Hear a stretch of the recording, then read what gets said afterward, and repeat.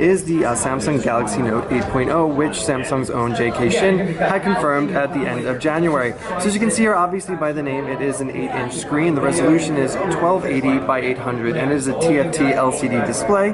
Pixel density of about 189. So, compare this to something like the iPad mini, you're getting a little bit 0.1 inch more screen real estate and a bit higher resolution. Also, weighs just a little bit heavier at 338 grams when compared to Apple's own small tablet. Bunch of innovations here culled together from the Note 2 and the Note 10.1, but one of the greatest things that Samsung went ahead and improved in its Note line is the S Pen now will control the menu and back buttons on the actual tablet itself, which is a great thing because in the past users would have to actually use their fingers and break up the experience. So as you can see here, it still does that S Pen detection and brings up this page, giving you your access to S Note and whatnot for all those different templates.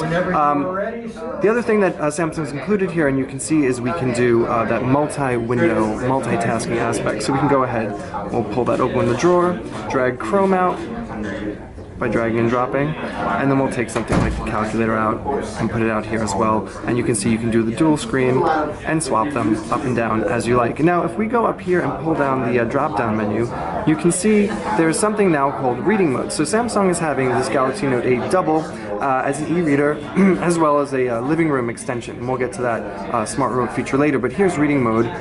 It's enabled right now. Shut it off, turn it back on. It'll prompt you and let you know that the display is being optimized basically for reading, and you can go ahead and whitelist different e-reading applications like Kindle or Nook or whatnot, but basically it's so that the LCD is not burning your eyes for prolonged reading use.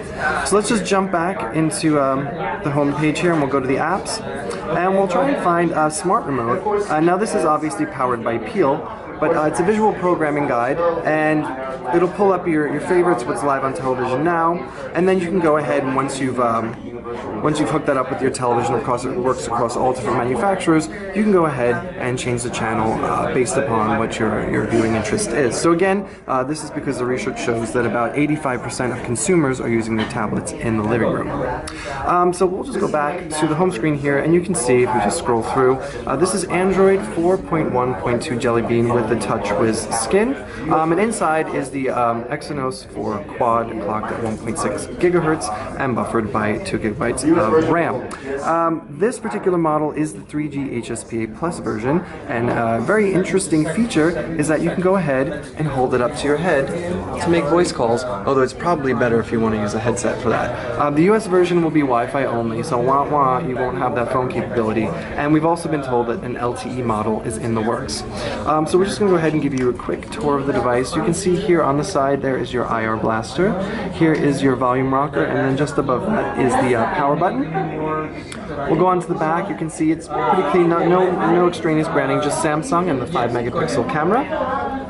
Up here is the 3.5mm headphone jack, and then if we shift it around here to this edge, you can see here are the covered flaps for microSD and the microSIM, which again is for the European or the global model only. And then we'll look at the bottom, and you can see there's your dual speaker setup and the micro USB port.